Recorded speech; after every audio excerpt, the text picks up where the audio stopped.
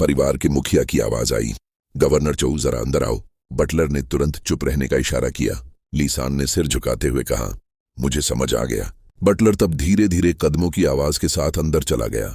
परिवार के मुखिया ने गुस्से में कहा, भागो यहां से, सब निकल जाओ निकम्मे, सबके सब बेकार के लोग। तभी बटलर अंदर आया, हल्की मुस्कान के साथ बोला, घर के मालिक, आज आपकी तबीयत कैसी है? ठीक है, तुम दोनों नीचे जा सकते हो। दोनों नर्सों ने सिर झुकाकर कहा, जी घर के मालिक। परिवार के मुखिया ने पूछा, लीसान आ गया? मैंने अभी सुना वो बाहर किसी बॉस की बात कर रहा था। बटलर ने कहा, लीसान और मैंने आज जासूसों से मिली जानकारी की रिपोर्ट की है। थोड़ा अनपेक्षित हुआ, लेकिन अब भी सब कंट्रोल में है। मुखिया ने गहरी सांस लेते हुए कहा, मुझे तुम्हारी काबिलियत पर भरोसा है। जब कोई नतीजा मिले तब मुझे बताना। जी घर के मालिक। और बड़े साहब की तरफ का क्या हाल है? युवा मास्टर की स्थिति के बारे में आप क्या सोचते हैं? अचानक बटलर शॉक हो गया। ली फैमिली के हेड ने गुस्से भरी नजरों से उसकी ओर देखा और गुस्से से कहा, एक्सप्लेन। और यह कहते ही वह खांसने लगा। बटलर ने बताया, उस आदमी ने कहा कि सबसे बड़े युवा मालिक की सिचुएशन का समाधान नहीं हो सका। ब्लू स्टार की कल्चर के अनुसार ज़ॉम्बी नामक इस प्राणी से निपटने का कोई तरीका नहीं है। क्या कोई रास्ता नहीं है? लेकिन उस आदमी ने कहा था, कल रात वाले ऐलान में जिस ज़ॉम्बी वायरस की सीरम का जिक्र था, शायद वही हमारी समस्या का हल बन सके। हालांकि वो सीरम सिर्फ उन इंसानों के लिए बताया गया है जो अभी ज़ॉम्बी में बदलने की प्रक्रिया में है, लेकिन अगर उसके अंदर के कुछ तत्व बदले जाएं, तो शायद पूरी तरह ज़ॉम्बी बन चुके लोगों को भी दोबारा इंसान बनाया जा सके। ली फैमिली हेड ने उत्सुक होकर कहा, सच में? तो फिर देर किस बात की? फौरन किसी को भेजो और सेफ जोन से वो सीरम खरीदवाओ। हाँ, वेन जरूर ठीक हो जाएगा, वो जरूर वापस आएगा। मैंने पहले ही लोगों को भेज दिया है, शायद कल तक वो लौट आएंगे। ठीक है, तुम जल्दी जाओ, मैं पहले अपनी दवा ले लेता हूं। अगर हाउ वेन लौट आया और मैं बीमार पड़ा रहा? नहीं नहीं, ऐसा नहीं हो सकता। घर के मालिक, आप शांत रहें। ज्यादा उत्तेजित होना आपकी सेहत के लिए ठीक नहीं है। ठीक है, मैं शांत हूं, तुम जल्दी जाओ। ठीक है, मैं अभी जा रहा हूं। और फिर बटलर वहां से चला जाता है। वह सोचने लगा, क्या मुझे फैमिली हेड को बताना चाहिए कि वह बड़े साहब के ज़ॉम्बी शरीर पर एक्सपेरिमेंट कर रहा है? फिर उसने सिर हिलाया, छोड़ो, बताने का कोई फायदा नहीं।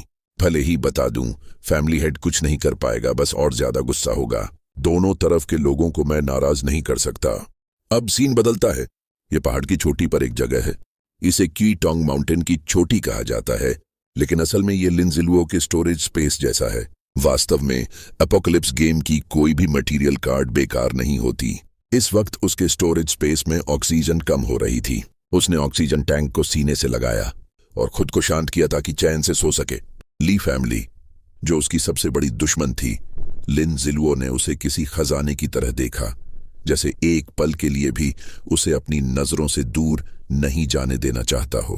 क्यूआई टोंग के अंडरग्राउंड पैलेस की खोज के बाद से ही लिनजिलुओ ने शुरू से ही दाशा को सेफ जोन लौटने का इंतजाम कर रखा था। अब निकलने के 5 घंटे बाद वह आखिरकार सेफ जोन के गेट पर पहुंचा। गेट पर खड़े पत्थर के शेर जैसे पहरेदार और शोजिंग के गार्ड्स ने जब देखा कि वो दाशा है, उनके चेहरों पर मुस्कान फैल गई और उन्होंने जोर से पुकारा, जल्दी दरवाजा खोलो, बॉस वापस आ गया है। कुछ तो इतने खुश हुए कि खुद आगे बढ़कर उसका स्वागत करने लगे।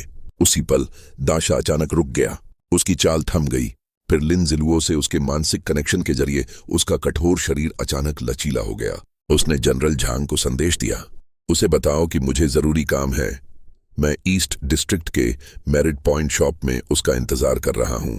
गार्ड्स को इस पर कोई शक नहीं हुआ, बल्कि वे तुरंत आदेश का पालन करने दौड़ पड़े, क्योंकि दाशा के पीछे याजी थी। अगर दाशा कहे कि जरूरी काम है, तो इसका मतलब यह सेफ जोन की सुरक्षा से जुड़ा मामला हो सकता है। अजीब बात यह थी कि सर्वनाश एपोकलिप्स के बाद सेफ जोन में सख्त नियम लागू थे, लेकिन एक ज़ोंबी होते हुए भी दाशा पर कोई पाबंदी नहीं थी, बल्कि उसे सबसे ऊंचे स्तर का सम्मान दिया जाता था। कुछ देर बाद लिनजिलुओ की चेतना से नियंत्रित दाशा मेरिट पॉइंट शॉप पहुंच गया। रात में वो दुकान अपनी रोशनी से जगमगा रही थी। ऐसे दौर में जहां हर चीज के लिए जान देनी पड़ती थी, ये दुकान किसी आम जगह की तरह नहीं थी। अंदर जाते ही सामने एक विशाल होलोग्राफिक स्क्रीन थी। खिलाड़ी, प्लेयर्स अपने छोटे पैनल से चीजें चुनकर खरीद सकते थे। यहाँ अल्ट्रा हाई वैल्यू उपकरण थे और दुकान के अंदरूनी हिस्से में तो छिपे हुए प्रोफेशनल ट्रांसफर स्क्रोल्स भी रखे थे। कीमतें बहुत ऊंची थीं, लेकिन लिन जिलुओ को जिस चीज की तलाश थी वो थी एक रेयर पेट जिसकी कीमत थी 1,00,000 मेरिट पॉइंट्स। पर जब उसने नीचे तक स्क्रॉल किया तो उलझन में पड़ गया। वो पालतू पेट वहां था ही नहीं। वो सोचने लगा, ऐसी चीज जो इतनी महंगी है उसे सबकी मेरिट पॉइंट्स मिलाकर भी शायद ही कोई ले सके।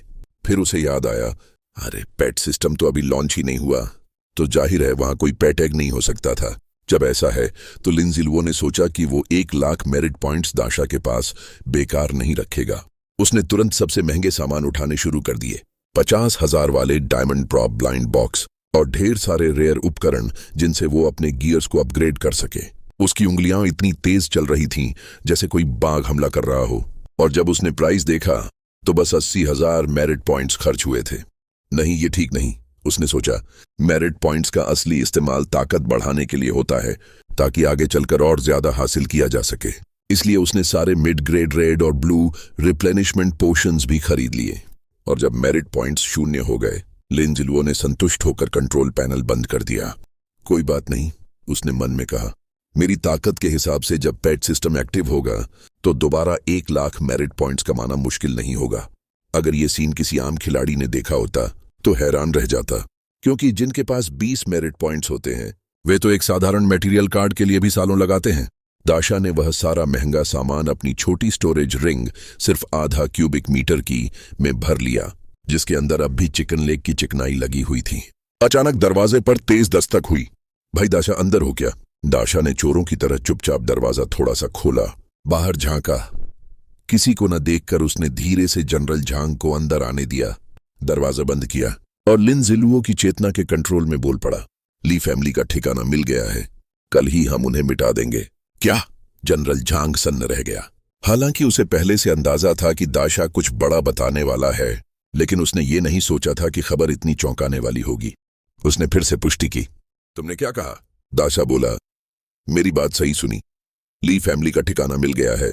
जनरल झांग कुछ देर तक खामोश रहा। आखिरकार उसने हजारों सैनिकों को 7-8 दिन तक खोजबीन में लगाया था, फिर भी कोई नतीजा नहीं मिला था। और अब सिर्फ 2 लोगों ने 10 घंटे से भी कम में वो जगह ढूंढ निकाली, वो भी सफर का टाइम मिलाकर। इसीलिए गलती उसकी नहीं थी, बल्कि दाशा की ताकत वाकई में असाधारण थी। तो अब कोई और सवाल है? लिन जिलुओ ने पूछा। जनरल झांग ने सिर हिलाया। नहीं, अगर कोई और कहता तो मैं यकीन नहीं करता, पर अगर दाशा कह रहा है तो ये सच ही होगा। फिर दोनों ने सेफ जोन की स्थिति पर जानकारी साझा की। अब तक ली फैमिली के सभी जासूसों को जो ऊंचे स्तर पर घुसे हुए थे निकाल दिया गया था। बाकी बचे हुए 5 से ज्यादा नहीं होंगे, जो कल के ऑपरेशन के लिए कोई खतरा नहीं थे।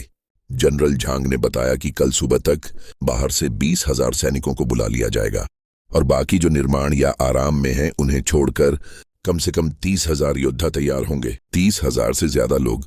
उनकी लड़ाई की क्षमता कैसी है? लड़ाई की शक्ति में कोई खास समस्या नहीं, जनरल झांग ने कहा। हालांकि उनमें से आधे लोग सर्वनाश के बाद ही हमारी टीम में शामिल हुए हैं, लेकिन वे लगातार क्योटो एरिया में ज़ॉम्बी सफाई का काम करते रहे हैं। उनकी ताकत बाकी खिलाड़ियों में टॉप लेवल की है। बस ये नहीं पता कि ली फैमिली की असली लड़ाकू ताकत कितनी है। अगर 30,000 काफी ना हो तो मैं एक दिन में 50,000 की फौज जुटा सकता हूं। लिन जिलुओ ने सिर हिलाया। काफी है। ली फैमिली की असली संख्या 2 लाख से ज्यादा नहीं है। उनमें से 1 लाख तो ऐसे हैं जिनकी लड़ाई की कोई क्षमता नहीं। 1 लाख की क्षमता बहुत कमजोर है। बाकी थोड़े बहुत ही असली फाइटर हैं जो बस औसत खिलाड़ियों के स्तर के बराबर हैं। ली फैमिली की पूरी ताकत तुम भी जानते हो। कल ही हमला करते हैं, लिन जिलुओ ने ठंडे लहजे में कहा, इससे पहले कि ली फैमिली को कुछ शक हो और वो कोई चाल चले। वैसे भी उनके बाहर भी कुछ और छोटे कैंप हैं। जनरल झांग ने हैरानी से उसकी तरफ देखा। इतनी सी जानकारी से भी मैं हैरान हूं। अगर मैं जान लूं कि तुमने ली फैमिली के सारे भागने वाले रास्ते पहले ही ढूंढ लिए हैं तो शायद मैं अपने होश खो बैठूंगा। लिन जिलुओ मुस्कुराया। ठीक है, मैं अभी जाकर चीफ से तैयारी करवाता हूं।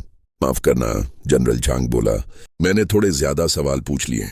वह मन ही मन सोचने लगा, एक बड़े व्यक्ति के पास जरूर ऐसे राज होते हैं जो किसी और को नहीं पता चलने चाहिए। जैसे पुराने टीवी ड्रामा में दिखाते थे, अगर कोई बाहर वाला ज्यादा जान जाए तो उसका अंजाम अच्छा नहीं होता। मैं और नहीं पूछता। उसने माहौल हल्का करने की कोशिश की और कहा, दाशा भाई, कोई और काम है? चाहो तो मैं तुम्हारे लिए आराम की जगह दिला दूं? दाशा ने ठंडे स्वर में जवाब दिया, नहीं जरूरत, मुझे अब याजी के पास वापस जाना है। ठीक है दाशा भाई, तुमने काफी मेहनत की, मैं चलता हूं। ठीक। और इसके साथ ही लिन जिलुओ का चेतना नियंत्रण अस्थायी रूप से समाप्त हो गया। दाशा, अब आजाद, तेजी से एक ड्रमस्टिक निकाला, अपना मास्क फेंका और बुरी तरह से खाना शुरू कर दिया। एक सुबह सेफ जोन की दीवारों के नीचे धूल उठी। चांदनी में पूरी तरह सुसज्जित लोंगू सैनिक कतारों में खड़े थे। यह सब जनरल झांग के आदेश से ली फैमिली को मिटाने के लिए था। जो सैनिकों की संख्या पहले अनुमानतः 30,000 से कम होना चाहिए थी।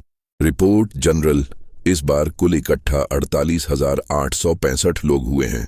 ली फैमिली ने ज़ॉम्बी के साथ मिलकर साजिशें रची, खुफिया जानकारी बेच दी और मानवता से धोखा किया, जिसके चलते हमारे सेफ जोन को अचानक जबरदस्त ज़ॉम्बी लहर से जूझना पड़ा और हमें दसियों हजार अपने बहादुर भाइयों का खर्च चुकाना पड़ा। यह कृत्य न केवल मनुष्यों को बल्कि देवी देवताओं तक को आहत करता है। यह अपराध मानवता के खिलाफ है। यह दुश्मनी कभी मिटने वाली नहीं है। आज मैं लोंगू सरकार की आधिकारिक ओर से घोषित करता हूं, हम ली फैमिली के विरुद्ध फौजी ऑपरेशन चलाएंगे और उन्हें उनके मूर्खतापूर्ण कर्मों की पूरी कीमत चुका कर देंगे। इस युद्ध में हम पूरा तबाह इन कंप्लीट अनाहिलेशन अपनाएंगे। ली फैमिली ऊपर से नीचे तक एक को भी बख्शा नहीं जाएगा। याद रखो, वे अब हमारे समकक्ष नहीं कहले जा सकते। हमारे साथ उनका व्यवहार उसी तरह होगा जैसे पहले उस छोटे द्वीप राष्ट्र के साथ हुआ था। कोई दया नहीं, कोई सहानुभूति नहीं। खून का बदला लिए बगैर लौटना नहीं, यही हमारी कसम है। खून का बदला लिए बगैर लौटना नहीं, यही हमारी कसम है। चलो। उसी समय कुशी माउंटेन पर लिन जिलुओ पहाड़ की चोटी पर एक पुराने पाइन की तरह बैठे थे, समय नापते हुए और शरीर में खिंचाव महसूस करते हुए। दाशा से मिली जानकारी के मुताबिक अब चलने का समय आ गया था। रात भर की मेहनत के बाद उसने कुशी माउंटेन और पास के अंडरग्राउंड क्यूआई टोंग के पैलेस का टेरेन मैप सावधानी से बनाया और कई की पॉइंट्स चिन्हित किए। अगला काम था कि जनरल झांग की फौज आने से पहले ली फैमिली के सारे एस्केप रूट्स और हिडन एग्जिट्स खोजकर उन्हें गार्डेड कराना। कई निकास ऐसे थे जैसे वे प्राकृतिक रूप से बन गए हों, वरना कोई आम इंसान उन्हें नहीं ढूंढ पाता। यही वजह थी कि ली फैमिली का अंडरग्राउंड पैलेस इतने सालों तक पहाड़ों में छिपा रहा। उसी वक्त घास में 2 शख्स प्रकट हुए। पहले हमें लगा था कि फौज सिर्फ ब्लफ कर रही है, पर अब लगता है वे वाकई कुशी माउंटेन की ओर बढ़ रहे हैं।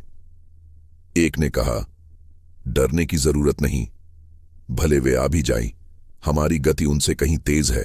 हम परिवार के हेड को खबर दे देंगे और अंडरग्राउंड पैलेस के दरवाजे सील कर देंगे। दूसरे ने कहा, तो अगर वे आ भी गए, हम अंदर छिपकर बाहर नहीं निकलेंगे। इतने सारे ज़ॉम्बीज हैं, हम नहीं मानते कि ये लोग हमेशा पहाड़ों में टिक सकते हैं। मौका मिलेगा तो हम पलटवार कर देंगे। वे सिर्फ एक चीज नहीं समझ पा रहे थे, किसने अंडरग्राउंड पैलेस का ठिकाना उजागर किया। जो लोग ठिकाने को जानते थे वे सब अपने वफादार लोग थे। किसमें से किसी ने धोखा किया? पहले आसपास देखो। दोनों ने जल्दी से बाएं दाएं अलग होकर तलाश शुरू की। उनमें से एक सावधानी से घास हटाते हुए ठीक उसी जगह पहुंचा जहां लिन जिलुओ छिपा हुआ था। लिन जिलुओ घास में चुपचाप बैठा दोनों जासूसों की बातें सुन रहा था। फिर दोनों अचानक अलग हुए और उन्होंने तुम्हें, यानी जिसने ली फैमिली का ठिकाना उजागर किया, खोज निकाला। एक तेज फ की आवाज। उस पूरे दौरान लिन जिलुओ एक कदम तक नहीं हिला। उसे 1 सेकंड का भी समय लगा कि सोचकर कार्रवाई कर सके। फिर खून की गंध फैलने से पहले ही वह पहले जासूस के पीछे जा चुका था। एक और पफ के साथ लिन जिलुओ ने निपुणता से दोनों को झाड़ियों के पास बने एक बड़े गड्ढे में धक्का दे दिया। आज 101 तारीख है। कहना पड़ेगा कि ली फैमिली के जासूस सूचना पहुंचाने में वाकई तेज थे। रातों रात इतने लोग इकट्ठे हो गए। निशानों को जल्दी से मिटाने के बाद लिन जिलुओ फिर से पहाड़ी के ऊंचे बिंदु पर लौट आया। दूर पर उसने पहाड़ी की ओर बढ़ती फौज देखी। ली फैमिली हेड, तुमने 10 साल तक मेरा पीछा किया, अब हिसाब चुकाने का समय आ गया है, उसने खुद से कहा। लगभग 5 घंटे की यात्रा के बाद जनरल झांग की टीम वहीं रुककर आराम करने लगी। इसी समय वह प्रकट हुआ और अपना टेरेन मैप सौंप दिया जो उसने पिछली रात बनाया था, जैसे बरसात में छाता या नींद में तकिया। जनरल झांग दंग रह गया। इस नक्शे के साथ हम असफल कैसे हो सकते हैं? फिर उसने बताया कि रास्ते में और 20,000 लोग जुड़ गए हैं। यह सुनकर जो लोग यहां ली फैमिली को खत्म करने आए थे, वे सब उनकी धोखाधड़ी वाली हरकतों के लिए और ज्यादा घृणा करने लगे। लिंजिलुआ ने कहा, ली फैमिली के पास केवल 20,000 लोग हैं और हमारे पास अब लगभग पूरी जीत की संभावना है, लेकिन हम जरा भी लापरवाही नहीं कर सकते। सबसे पहले तो हमें यह सुनिश्चित करना होगा कि ली फैमिली द्वारा गुप्त रूप से नियंत्रित वे गैदरिंग पॉइंट्स यहां आकर उनकी मदद न करें। जो 20,000 से ज्यादा खिलाड़ी बाद में हमारी टीम में शामिल हुए हैं, उन्हें ठीक कुइशे माउंटेन के नीचे तैनात किया जाएगा। उनका काम होगा ली फैमिली की बाहरी मदद को रोकना, लेकिन इसके लिए वहां कुछ हिस्से में रेगुलर आर्मी की लीडरशिप का मौजूद रहना भी जरूरी होगा। ये कोई समस्या नहीं। बाकी के 50,000 लोग ठीक विपर अंडरग्राउंड पैलेस के 5 निकासों के लिए तैनात किए गए हैं। हर एक निकास पर 10,000 लोग घात लगाकर बसे रहेंगे और निकासों के बीच की दूरी ज्यादा नहीं है। हर इकाई तेजी से एक दूसरे की मदद कर सकेगी। तुम और मैं एक जैसी सोच रहे हैं। वे जहां विपर अंडरग्राउंड पैलेस के अंदर हैं, क्या हम सीधे वहां आग लगा दें? नहीं, ये सब अटैक तरीके उस विपर अंडरग्राउंड पैलेस के खिलाफ बिल्कुल बेअसर हैं। उस प्राचीन सभ्यता के पास असाधारण शक्तियां हैं। सेल्फ प्यूरिफिकेशन, आग प्रतिरोध, फायर प्रूफ, धुआं प्रतिरोध, धुंध प्रतिरोध, शॉक प्रूफ, टेम्परेचर कंट्रोल, हवा की सफाई इत्यादि। विपर अंडरग्राउंड पैलेस में पूरी तरह सील करने की फंक्शन मौजूद है। एक बार एक्टिवेट हो गया तो जब तक किसी के पास उस विशेष एनर्जी शील्ड को तोड़ने की क्षमता नहीं है, तब तक अंदर घुसना नामुमकिन है। जनरल, पहले उन कुछ निकासों पर लोग तैनात करवा दीजिए। मैं क्लिफ के उस एंट्रेंस से अंदर जाऊंगा, उनके सीलिंग सिस्टम को नष्ट कर दूंगा। उसके बाद आप लोग एग्जिट से अंदर दाखिल हो जाइए। ठीक है। ठहरिए, दाशा की जिम्मेदारी मैं आप पर छोड़ रहा हूं। कोई समस्या नहीं। घास को कांटों पर जड़ से नष्ट करो, वरना बसंत आते ही फिर उगाएगा। ली फैमिली के किसी भी सदस्य को जीवित मत छोड़ना। तुम निश्चिंत रहो, ली फैमिली का एक भी नहीं बचेगा। मैं पहले उसे लेकर पहाड़ी की चोटी पर जाकर हालात देख लूंगा, फिर उसे तुम लोगों से मिलवा दूंगा। ठीक है, ध्यान रखना। फिर वह पहाड़ की टॉप पर बनी झाड़ियों की ओर मुड़ा और दाशा से इशारा करके कहा कि वे कार्ड दे दें जो उन्होंने 1,00,000 मेरिट पॉइंट्स के बदले लिए थे। निकलने से पहले उसका प्लान था कि वे सारे कार्ड एक साथ इस्तेमाल कर लें।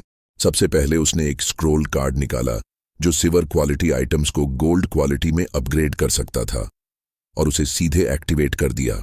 Item quality upgrade scroll, silver से गोल्ड, गोल्ड लेवल आइटम जो एक सिल्वर लेवल के आइटम को गोल्ड लेवल में अपग्रेड कर सकता है और उसे और भी ज्यादा शक्तिशाली बना देता है। बधाई खिलाड़ी याजी, आपने item quality upgrade scroll silver से गोल्ड का इस्तेमाल किया और जॉम्बी कैट का हॉर्न सिल्वर लेवल को सफलतापूर्वक गोल्ड लेवल में अपग्रेड कर लिया। जॉम्बी कैट का हॉर्न, इस हॉर्न को बजाने पर एक क्लॉ गोल्डन आई जॉम्बी कैट समन की जा सकती है। खिलाड़ी इसे 40 मिनट तक नियंत्रित कर सकता है। हॉर्न का कूल डाउन टाइम 36 घंटे। जॉम्बी कैट खिलाड़ी के 70% बेसिक एट्रीब्यूट्स को इनहेरिट करेगी। जॉम्बी को मारने से मिलने वाले अनुभव और गोल्ड पूरी तरह खिलाड़ी को मिलेंगे, लेकिन जॉम्बी कैट के द्वारा की गई किल से कोई आइटम ड्रॉप नहीं होगा। अब इसके नाम में गोल्डन आई का प्रीफिक्स जुड़ गया है। समन टाइम 10 मिनट बढ़ा, कूल डाउन टाइम 12 घंटे कम हुआ और इनहेरिट एट्रीब्यूट्स भी 10% बढ़ गए। कमाल है, ये तो मेरा स्क्रॉल कमाल कर गया। बधाई खिलाड़ी याजी, आपने equipment quality upgrade scroll silver से गोल्ड का इस्तेमाल किया और ईविल्स फैंटम सिल्वर लेवल को सफलतापूर्वक gold level equipment magic phantom mask में बदल दिया। Golden wing cloak, gold level equipment, सुनहरे पंखों से बनी यह क्लोक जिसकी पीठ पर बने विशेष मंत्र अब बदल चुके हैं। यह खिलाड़ी को सीमित समय के लिए उड़ने की क्षमता देती है। एट्रीब्यूट्स चपलता एजिलिटी +5, आध्यात्मिक शक्ति स्पिरिट +4, मूवमेंट स्पीड में वृद्धि 10%, स्किल फ्लाइट पावर एक्टिवेशन पर खिलाड़ी हवा में 2 मिनट तक स्वतंत्र उड़ान भर सकता है। सावधानी, बहुत ऊपर मत उड़ना वरना उड़ान खत्म होते ही नीचे गिरकर मौत हो सकती है। Magic phantom mask, gold level equipment. ध्यान से देखो, शैतान तुम्हारी ओर मुस्कुरा रहा है। Attributes, spirit +8, skills, Phantom face. पहनने पर खिलाड़ी की बेसिक जानकारी पूरी तरह छिप जाती है। सिर्फ वही देख सकता है जो खिलाड़ी से 10 लेवल ऊंचा हो। डेमन की नजर। इस्तेमाल के 5 सेकंड के अंदर जो भी व्यक्ति मास्क की ओर देखेगा वो भय की स्थिति में चला जाएगा। इस अवस्था में उसकी सारी क्षमताएं बुरी तरह गिर जाती हैं और शरीर की समन्वयता भी बिगड़ जाती है। कूल डाउन टाइम 2 घंटे। डेमन स्माइल, जो विरोधी पहले से भय की स्थिति में है उनके ऊपर मानसिक हमला करती है। ऐसा दर्द देती है जो असहनीय होता है, जैसे आत्मा तक को चीर दे। कमाल, ये तो सीधा दुश्मन के दिमाग पर हमला करता है। ये तो इतना जबरदस्त है कि शब्द भी छोटे पड़ जाए। इक्विपमेंट लगाया गया, मैजिक फैंटम मास्क। किरिन, मेरे बड़े भाई, इस बार जरूर मेरा साथ देना। जिंग, ये 50,000 की कीमत वाला आइटम बॉक्स है। अगर इसमें से कोई असली बड़ा खजाना नहीं निकला तो इस नुकसान को सह पाना मुश्किल होगा। Fate coin, diamond level item. जब तुम यह सिक्का उछालते हो उसी पल तुम्हारी किस्मत तय हो जाती है। इस्तेमाल का तरीका, सिक्का उछालो और जब वह तुम्हारे हाथ में लौटे उस पल इसका प्रभाव रैंडमली ट्रिगर होगा। हर 48 घंटे में सिर्फ एक बार इस्तेमाल किया जा सकता है। इफेक्ट्स, एंजल का आशीर्वाद। 10 मिनट के लिए तुम्हारे शरीर पर एंजल की कृपा बनी रहेगी। डेमन का श्राप, 10 मिनट तक तुम्हारे द्वारा किया गया हर अटैक डेमन के श्राप के साथ होगा। क्या ये स्टेटस इफेक्ट वाला आइटम है? क्या इसे बार बार यूज किया जा सकता है? दिखने में तो अच्छा लग रहा है, देखते हैं असर कैसा निकलता है। अब समय लगभग हो गया है। दाशा, तुम अब पहाड़ से नीचे उतरकर जनरल झांग और उनकी टीम से मिलो। तभी दाशा वहां से चला जाता है और डेस्टिनी कॉइन को उछाल दिया गया। जैसे ही वो डेस्टिनी कॉइन हाथ में आया, सिस्टम ने सूचना दी, शैतान का श्राप। घायल व्यक्ति शैतान के श्राप से ग्रस्त होगा। जिसे ये श्राप लगेगा उस पर लगातार बदकिस्मती छाई रहेगी। जख्म वाले हिस्से पर श्राप की शक्ति सड़न की तरह असर करेगी। शरीर की दर्द महसूस करने की क्षमता 200% तक बढ़ जाएगी। श्राप के दौरान मिलने वाले हर नेगेटिव इफेक्ट की ताकत 30% तक बढ़ेगी और उसकी ड्यूरेशन 40% ज्यादा चलेगी। श्राप की कुल अवधि जख्म की गहराई पर निर्भर करेगी। शैतान का मुखौटा मुझे पसंद है, पहली बार इस्तेमाल कर रहा हूं। उम्मीद है असर मुझे निराश नहीं करेगा। तभी लिंजिलुओ तेजी से छलांग लगाता है और सीधे ली फैमिली के छिपे ठिकाने की ओर बढ़ता है। अचानक जोर का धमाका होता है। ली फैमिली के लोग चौंक कर देखते हैं। लिंजिलुओ वहां पहुंच चुका था, हाथ में तलवार और चेहरे पर डेविल मास्क लगाए हुए। ली फैमिली, तुम्हारा शैतान आ गया है। जैसे ही दोनों गार्ड्स लिंजिलुओ पर हमला करने बढ़े, वो बिजली की रफ्तार से आगे बढ़ा और उन दोनों को तुरंत मार गिराया। लगता है शैतान के श्राप का असर काफी अच्छा है। तभी उसने अपने हाथों में फायर एनर्जी को बुलाया और उसे तलवार पर चैनल कर दिया। तलवार से आग का ऑरा चमकने लगा और उसने सामने की ओर एक जबरदस्त स्लैश मारा। आग की वजह से वो वार सीधे कई ली फैमिली के लोगों पर जा लगा। वो याजी है। हाँ बिल्कुल, यही उसका गेटअप है, वही है याजी। वो छिपे रास्ते से अंदर आया है, जल्दी जाकर बड़ों को बताओ। अब तुम्हें ये मौका नहीं मिलेगा। फिर लिंजिलुओ ने अपनी तलवार घुमाई और हॉल में जितने भी लोग थे सबको एक ही वार में खत्म कर डाला। कुछ ही देर में पूरा हॉल खून से भर गया। सभी का चैप्टर क्लोज हो गया। 3रे दर्जे के सैनिक पीछे हटो, 5वें दर्जे के सैनिक आगे बढ़ो, ताकत बचाओ।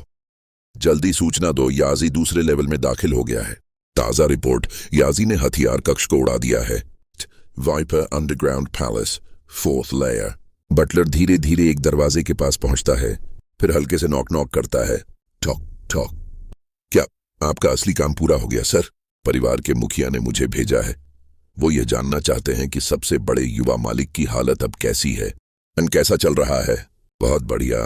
अभी थोड़ी देर पहले तो तुम खुद ही दर्द से चिल्ला रहे थे, है ना? वो चीज जो मैं चाहता था, क्या तुम लेकर आए? Zombie virus serum. मैंने तो कल ही लोगों को भेजा था उसे लेने के लिए। शायद रास्ता बहुत लंबा था, इसलिए वे लोग अब तक लौट नहीं पाए। आप कृपया मुझे माफ करें मालिक। काम अभी तक पूरा भी नहीं हुआ, फिर भी तुम हिम्मत करके मेरे सामने आने की जुर्रत करते हो। वो तो परिवार के मुखिया ने ही मुझे भेजा था। बहुत अच्छा, मैंने समझ लिया मालिक। ठीक है, मैं तुम्हें अपनी गलती सुधारने का एक मौका देता हूं। ज़ॉम्बी नाम का यह जीव सच में बेहद अद्भुत है। मेरे पास यहाँ के सारे एक्सपेरिमेंट सैंपल्स लगभग खत्म हो गए हैं। अब तुम कुछ लोगों को भेजो और मेरे लिए एक नई खेप पकड़ कर लाओ। ठीक ठीक है, मैं अभी लोगों को भेजता हूं पकड़ने के लिए। बस अब जाओ, मुझे और परेशान मत करो। हाँ, 2 ऐसे लोगों के बीच फंस कर रहना जिन्हें नाराज नहीं किया जा सकता, सच में बहुत मुश्किल है। उम्मीद है वो ज़ोंबी वायरस सीरम सच में काम करेगा। बटलर जैसे ही बाहर निकला उसने देखा कि कुछ लोग घबराए हुए भागते हुए उसकी तरफ आ रहे हैं। उसने तेज आवाज में पूछा, क्या हुआ? क्या वो पिछली रात वाली ज़ोंबी कैट मिल गई? एक आदमी हांफते हुए बोला, क्यों बटलर, यहां आपसे मिलना सच में बहुत अच्छा लगा। बड़ी मुसीबत आ गई है। याजी पहली मंजिल के छुपे हुए रास्ते से अंदर घुस आया है। वो बहुत ज्यादा ताकतवर है, हम उसे रोक ही नहीं पाए। क्या? बटलर चौंक गया। याजी, ये कौन है? वो आदमी घबरा कर बोला, वही जिसने शी जिंगशान और लीयर को मार डाला था। उसी की वजह से ली फैमिली को सुरक्षित जोन से भागना पड़ा और हमारे हेड को गुस्से में बेहोशी तक आ गई थी। वो इंसान अकेले ही हमारी पूरी ली फैमिली को तबाह कर सकता है। ओह, अब याद आया, बटलर ने गुस्से से कहा। क्या वह अकेला आया है? फिलहाल हाँ, लेकिन हम अब उसे रोक नहीं पा रहे। बटलर ने सोचा, मुझे याद है इंटेल में लिखा था कि याजी का एक छोटा साथी भी है। अगर वो यहां नहीं दिख रहा तो इसका मतलब साफ है, वो शायद बाहर वालों के साथ मिल चुका है। उसकी आंखों में शक चमक उठा। क्या याजी को आगे भेजा गया है ताकि वो अंदर का नक्शा देख सके, फिर बाहर वालों को खबर दे ताकि अंदर बाहर से मिलकर हमला किया जा सके? बटलर ठंडी हंसी हंसा। अकेले ही हीरो बनने चला है, पर उसने ये नहीं सोचा कि ली फैमिली की इजाजत के बिना कुछ भी करना मुमकिन नहीं। उसने गुस्से में कहा, ये अंडरग्राउंड पैलेस हमारी ली फैमिली की सबसे बड़ी चाल है, कोई इसे इतनी आसानी से नहीं जान सकता। तुरंत तीसरी मंजिल के कंट्रोल रूम में जाओ, पूरा पैलेस लॉकडाउन कर दो। अब मैं उसे पिंजरे में फंसा कर ही दम लूंगा। जी, सबने एक साथ जवाब दिया। बटलर ने ठंडी मुस्कान के साथ कहा, अब देखता हूं ये अकेला हीरो कितनी ताकत रखता है। इतनी हिम्मत की ली फैमिली की ताकत को ही चुनौती दे डाली। वैम्पायर स्नेक अंडरग्राउंड पैलेस, दूसरी मंजिल। लिन जिलुओ अपनी हाथों में सोड लिए खड़ा था। उसने अपनी खूनी दृष्टि एक्टिवेट की। रक्तवर्णी आंखें, पारदर्शी देखने की शक्ति। यह दफन जगह में पारदर्शिता को रोकने की क्षमता भी थी। खूनी दृष्टि बंद करो। उसने अपने सोड लिए तेजी से आगे बढ़ा। जल्दी उन लोगों को बुला जो तुम संभालते हो। टप टप। पूरी दफन जगह की दूसरी मंजिल पर घेराबंदी करके खोज करनी होगी। बहुत सारे लोग चाहिए। खोज? क्या फिर से वही ज़ॉम्बी कैट है? कल रात उसी बिल्ली की वजह से मैंने उन लोगों को 1 घंटे की ओवरटाइम करवाई थी। अब तक शायद वे उठे भी नहीं होंगे। इस बार मुश्किल और बड़ी आई है। वो कुछ बड़े लोग आ गए हैं। लिन जिलुओ उन लोगों की बातें सुन रहा था और मुस्कुरा भी रहा था। हे भगवान, आखिर किसने अंदर घुसकर लीडर्स को भूमिगत महल को पूरी तरह बंद करने के लिए मजबूर किया? इसकी चिंता मत करो कि कौन है। जाओ अपने आदमियों को ले आओ, मैं औरों को भी ले आऊंगा। अंडरग्राउंड जगह को पूरी तरह सील करके और फिर कारपेट स्टाइल सर्च करना। क्या आप मेरा पकड़ना चाहते हो? ये आइडिया अच्छा है, पर रियलिटी तुम्हें निराश कर सकती है। लिन जिलुओ दौड़ते हुए उसी तरफ बढ़ा जहां ट्रैप लगाए गए थे। वहां वे लोग उसका इंतजार कर रहे थे। गार्ड्स ने उन्हें देख लिया। याजी, यहां संदिग्ध व्यक्ति दिखाई दे रहे हैं। ऊपर दिखा कि बहुत सारे लोग लिन जिलुओ के इंतजार में खड़े थे। इतनी जल्दी ही पकड़ लिए गए क्या? तभी लिन जिलुओ ने अपनी सोट का स्पिनिंग स्लैश सामने की ओर छोड़ा। तलवार घूमती हुई इतनी स्पीड से आगे बढ़ी कि उसने रास्ते में खड़े कई लोगों को एक झटके में काट दिया। फिर तलवार घूमकर दोबारा उसके हाथों में लौट आई।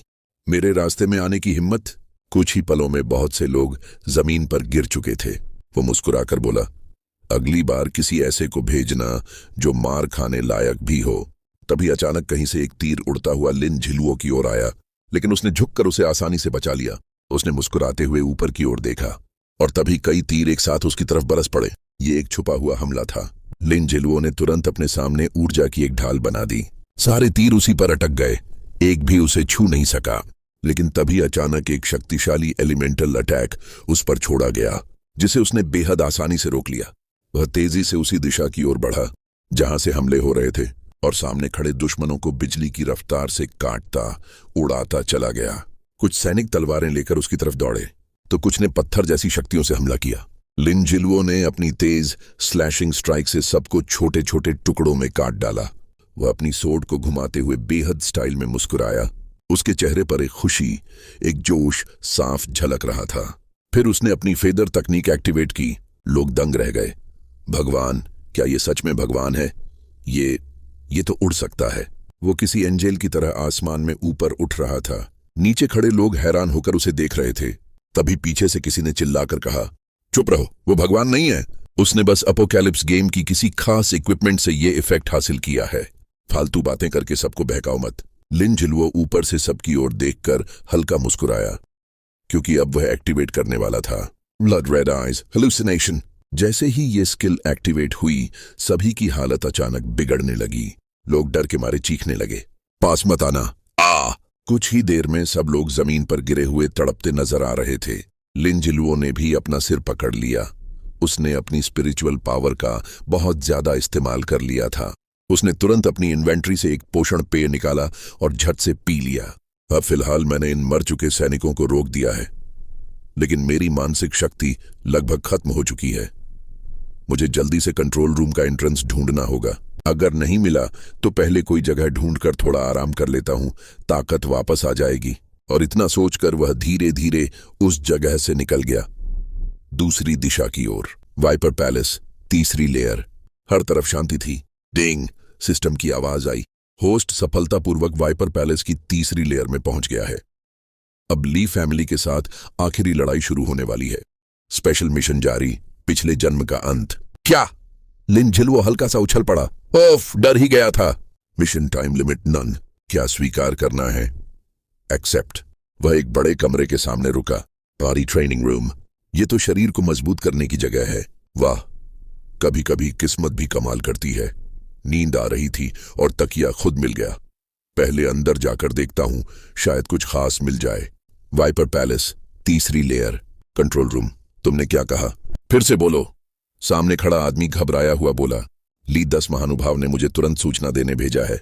याजी पहले ही सुरंग पार करके वाइपर पैलेस की तीसरी लेयर में पहुंच गया है। सभी सरदारों से अनुरोध है कि सावधान रहें।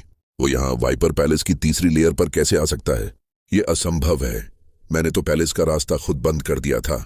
सिर्फ इतना ही नहीं, मैंने चौथी और 5वीं रैंक के लगभग सारे डेथ सोल्जर्स भेजे थे उसे रोकने के लिए। वो आखिर कैसे उस घेराबंदी को तोड़ सका? 10,000 से भी ज्यादा लोग थे वहां। हाँ, पूरे 10,000 लोग। और वो लोग याजी को नहीं रोक पाए। जैसे किसी राक्षस के उत्तर आने जैसा था। लाशों का पहाड़, खून का सागर और एक अनंत गहराई। 10,000 से ज्यादा लोग थे, पर कोई भी उसकी तरफ देखने की हिम्मत नहीं कर सका। कई चौथी और 5वीं रैंक के डेथ सोल्जर्स तो सीधे डर के मारे जमीन पर गिर गए। बटलर ये सब सुनकर हक्का बक्का रह गया। जो रिपोर्ट लेकर आए हैं वो ली फैमिली के तीसरी रैंक के सैनिक हैं। उन्हें सोल स्लेव सूप पिलाया गया है। वो झूठ बोल ही नहीं सकते। तो इसका मतलब बस एक ही सच बचता है। याजी की ताकत अब हमारी कल्पना से भी आगे निकल चुकी है। ये क्या हमने जाल बिछाया और याजी उसमें फंस गया वाली स्थिति है? नहीं, ये तो उल्टा हो गया है। अब तो वो अकेला ही हमें घेर चुका है।